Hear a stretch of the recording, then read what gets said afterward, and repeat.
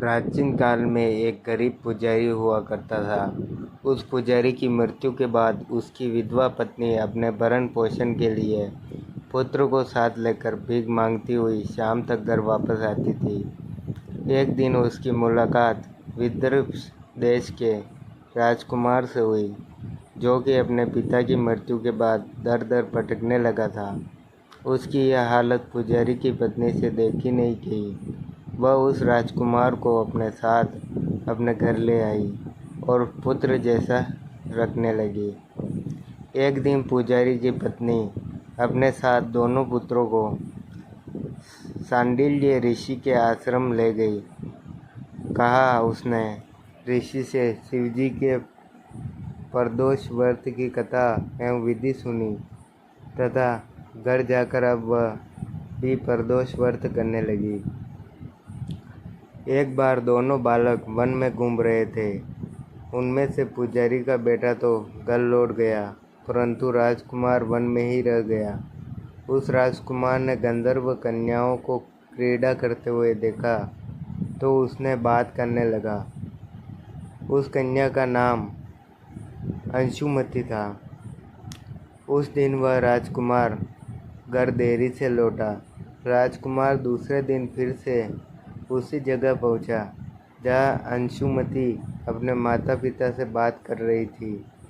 तभी अंशुमति के माता पिता ने उस राजकुमार को पहचान लिया तथा उससे कहा कि आप तो विदर्भ नगर के राजकुमार हो।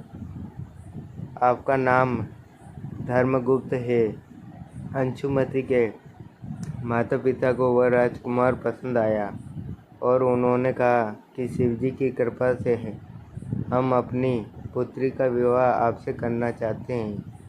क्या आप इस विवाह के लिए तैयार हैं? राजकुमार ने अपनी स्वीकृति दे दी तो उन दोनों का विवाह संपन्न हुआ। बाद में राजकुमार ने गंधर्व की विशाल सेना के साथ विदर्भ पर हमला किया और घमासान युद्ध कर विजय प्राप्त की तथा पत्नी के साथ राज्य करने लगा। वहाँ उस महल में वह पुजारी की पत्नी और पुत्र को आदर के साथ ले आया तथा साथ रखने लगा। पुजारी की पत्नी तथा पुत्र के सभी दुख व दरिद्रता दूर हो गई और वे सुख से अपना जीवन व्यतीत करने लगे। एक दिन अंशुमति ने राजकुमार से इन सभी बातों के पीछे का कारण और रहस्य पूछा।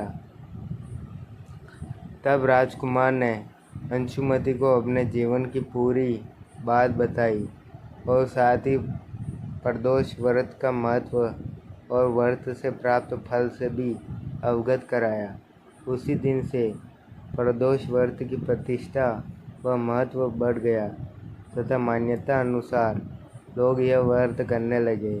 कई जगहों पर अपनी श्रद्धा के अनुसार स्त्री व पुरुष दोनों ही यह व्रत करते हैं। इस व्रत को करने से मनुष्य के सभी कष्ट और पाप नष्ट होते हैं एवं मनुष्य को अभीष्ट की प्राप्ति होती है।